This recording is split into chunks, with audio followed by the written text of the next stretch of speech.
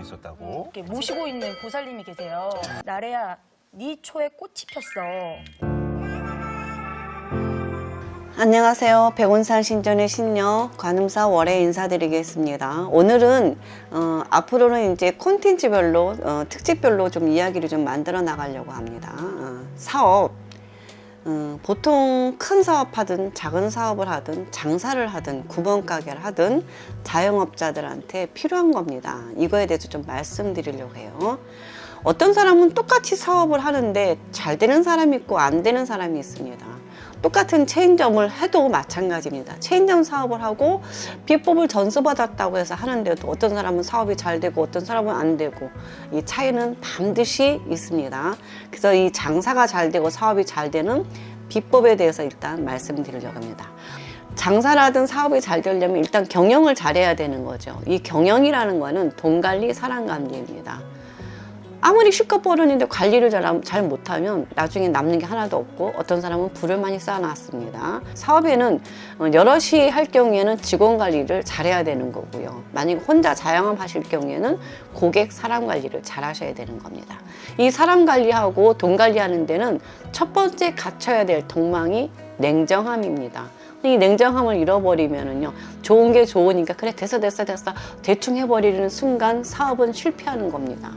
그래서 어떤 사람은 참 잘하는데 이상하게 실패하는 사람들의 요인이 이 냉정함이 없어서요. 그럽니다. 특히나 생일이 음력이든 양력이든 1월생, 2월생이신 분들, 네. 양력으로 1월생이거나 아니면 음력으로 1월생이신 분들, 정말 조심해야 되는 분들, 이분들은 인정에 약해요. 어떤 사람 같은 경우는 좀 겉으로 냉정해 보인다고 해도 그 속 안으로 들어가면 인정에 약한 사람입니다. 그렇기 때문에 이런 분들이 사업을 하려면은요, 사업에는 사실은 마이너스예요. 첫 번째가 사람 관리하거나 돈 관리에 냉정하지 못하기 때문에 마이너스가 되기 때문에 제가 늘 얘기합니다. 내가 인생에 있어서 성공을 하려면 나의 단점을 완벽히 보완했을 때 성공합니다. 그렇기 때문에 이 냉정함이 갖춰졌다면 그때는 사업을 하셔도 됩니다. 근데 그렇지 않다면은요, 나중에 보면은 겉으로는 잘 돼 있는데 뒤로는 다 까진 이유가 이 냉정함 부족입니다. 그렇기 때문에 이거 관리 잘 하셔야 돼요. 일단 장사가 잘 되려면은요, 돈통을 어디다 두느냐도 굉장히 중요하죠. 돈통의 위치, 책상의 위치가 굉장히 중요합니다. 돈통이랑 책상을 북쪽에다 두고 장사가 잘 되기를 바라면은요, 절대 안 돼요. 항상 동서남북 중에서 북쪽에는 우리가 제사를 지내는 기운이잖아요. 사실은 죽은 자들이 사는 곳이라고 생각하시면 돼요. 여기의 기운은 조금 강한 기운이기 때문에 이런 데다가 돈을 두면 돈이 안 고입니다. 아침에 뜨거운 태양이 드는 곳, 태양이 잘 드는 곳에 손이 많이 왔다 갔다 하는 것이 좋겠죠.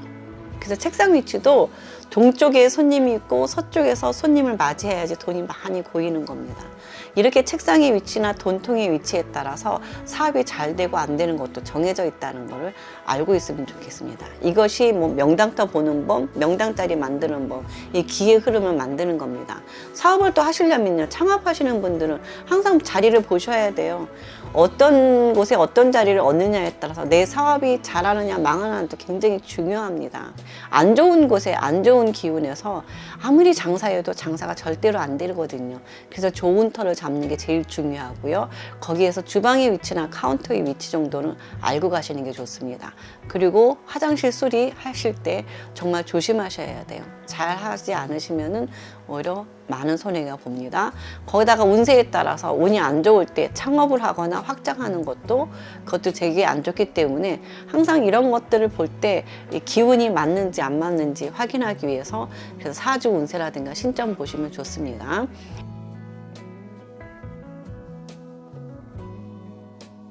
일반 사무실 같은 경우에는요, 본인이 사장이라면 사장실의 위치 굉장히 중요합니다.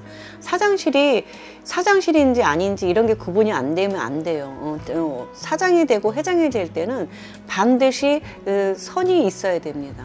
각자 자기 해야 할 일들을 선을 정확히 그어놓고 자기 할 일을 열심히 해야만이 모든 것이 잘 되는 겁니다. 그걸 전문화라고 하잖아요. 그리고 전문화가 잘 돼 있거나 아니면 통합적으로 잘할 때도 이 전문이 잘 된 사람이 잘 합쳐져야 되는 거기 때문에 사장실의 위치는 굉장히 중요합니다. 사장실의 위치는 항상 동쪽의 기운이 많이 머물고 동쪽하고 서쪽에 벽이 있는 곳이 좋습니다. 그리고 앞이 확 트여야 되겠죠. 앞이 뭔가 막혀져 있으면 잘 되는 일이 없고 답답하다는 겁니다. 특히 사장실 앞에 사장실이 오르막이나 내리막 이렇게 언덕진 곳에 있으면 사장실 자리는 굉장히 안 좋은 자리거든요. 좀 어디든 위에서 조금 평평한 자리 위치에 있는 것이 제일 좋고요. 그 다음에 바라보는 곳에 앞에 교회나 절이나 성당이나 이런 것들이 보이면 되게 안 좋습니다. 그런 기운들의 본인 기운이 눌리기 때문에 앞이 평평하게 확 튀어져 있는 것이 제일 좋은 거고요. 그럴 때일 경우 꼭 반드시 써야 되는 비법이 있습니다. 그런 것들 제가 알려드릴 거고요. 들어가는데 바로 입구에 거울이 있는 건 되게 좋지 않은 현상이고요. 특히 회사 내에 눈, 코, 입이 있는 제3자의 그림들이 그려져 있는 건 안 좋습니다. 물론 사장이나 오너 사진들이 있는 건 괜찮지만 그렇지 않은 제3의 인물들의 사진들이 있는 것도 절대 좋지 않습니다. 더군다나 사장인 내가 음양오행에 따라서 무엇인가에 따라서 놔야 될 식물이라든가 화분이나 이런 것이 좋을 때도 있고 안 좋을 때도 있기 때문에 이런 것도 좀 참고로 알고 계시는 것이 제일 좋습니다.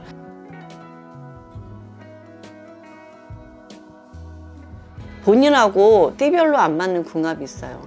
예를 들면 고진살이 있을 경우에는요, 나랑 이 친구랑 고진살이 있어. 그런 친구를 만나면 그런 직원을 쓸 경우에는 괜히 그 직원 때문에 안 해도 될 고생을 하죠. 몸이 고생, 돈이 고생, 마음이 고생, 아니면 짠한 마음 때문에 내가 막 도와주다 보면 고생하는 거죠. 이런 친구들을 직원으로 둘 경우는 힘이 들고요. 또한 과속살이 있는 그런 궁합도 있습니다. 그럼 그런 직원을 둘 경우에는 5분 이상 말하면 싸우게 되는 거죠. 그러면 사업이 망해요. 쳐다만 보고 있으면 얄미로운데 어떻게 사업이 잘 될까요? 그렇기 때문에 이력서를 볼 때 그 사람의 정확한 생일과 이력을 알기 위해서 그럽니다. 그런 걸 보고 나랑 잘 맞는지 안 맞는지 궁합 관계도 보기 때문에 그래서 이력서를 진짜 보는 건데요. 요즘은 그런 이력서에 대한 의미를 잃어버리고 경력만 보는 건데 이 경력은 사실 실질적으로는 속이는 경우가 되게 많아요. 경력이나 학력도 참고로 보시되 제일 중요한 게 그 사람의 생년월일을 보시는 게 제일 중요한 겁니다. 그러면 그 사람의 성향이 얼추 나오거든요. 그러면 우리 직원과 일에 잘 맞는지 안 맞는지를 알 수 있는 겁니다.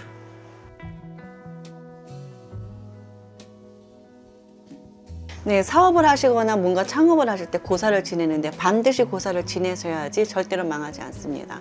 운이 좋을 때는 잘 버텨나가게 하겠지만 그렇지 않을 경우 망합니다. 왜 그러냐면요, 고사를 한다는 의미는 그 터의 주인은 토지신 터주대감님이 주인이시기 때문에 그분들한테 인사를 올리는 겁니다. 예를 갖춰서 내가 이곳에서 지금 이런 사업을 하니 잘 되게 도와달라고 부탁을 드린다는 게 고사의 의미라고 생각하시면 됩니다. 우리도 이사 갔을 때 사람들한테 서로 인사하고 고사떡 돌리는 것도 그런 의미입니다.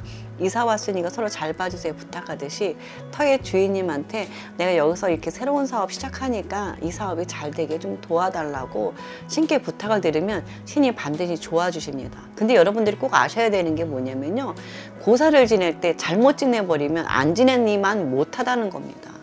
그래서 정확히 아는 게 중요해요. 그 터에는 터의 주인들이 다 따로 있는데요, 터에는 가게에 문을 볼 때는요, 문에는 문을 지키는 신이 두 분이 계십니다. 그래서 양쪽으로 한 잔씩 2잔을 드려야 되고요. 터 고사상에는 술을 3잔을 부어야 되고요. 네, 이런 식으로 또 주방에는 주방을 지키는 조왕신한테 1잔 올려야 되고요. 화장실 치과신에도 올려야 되고 테이블에도 올려야 되고 가 터마다 그 대감님들한테 올려야 되기 때문에 이렇게 막걸리를 붓는 게 어디다 붓는 게 제일 중요한데 실컷 막걸리를 올렸는데 득이 안 되는 경우는요, 누군 주고 누군 안 주면 신들도 기분이 나쁘지겠죠. 그렇기 때문에 잘못 막걸리를 올려놓기 때문에 오히려 고사를 지냈는데도 덕이 안 되는 경우가 많은 게 그런 이유입니다. 고사를 지낼 때 꼭 우리 같은 사람들을 모셔서 해도 좋지만 그렇지 않을 경우에는 방법을 알아서 본인 스스로 가셔도 좋습니다. 터 주인한테 인사드린다는 게 고사의 개념이기 때문에 여러분들 잘 알고 제대로 알고 올려주시면 좋겠습니다. 그냥 막걸리도 대접 하나만 딱 놓는 경우도 있고 그냥 막걸리를 잔도 없이 그냥 뿌리는 경우도 있는데 이것은 옳지 못하는 방법입니다. 그래서 장사하시는 분, 특히나 그 식당 하시는 분들은 한 달에 한 번씩 초하룻날이나 보름날 이렇게 막걸리 오는 게 좋고요. 터 주인이 조금 욕심이 많고 센 경우가 있어요. 그럴 경우에는 한 달에 2번 정도 초하루나 보름날 이렇게 고사를 올리는 게 굉장히 좋습니다. 오늘 제 유튜브 영상이 도움이 되셨다면 구독과 좋아요 눌러주시고요. 혹시라도 궁금한 사항들이 있다면 댓글 많이 달아주신다면 그 댓글 내용을 가지고 제가 또 좋은 방법과 비법을 알려드리도록 하겠습니다. 오늘도 사업이 잘 되시길 바라면서 여기서 이만 마치겠습니다. 감사합니다.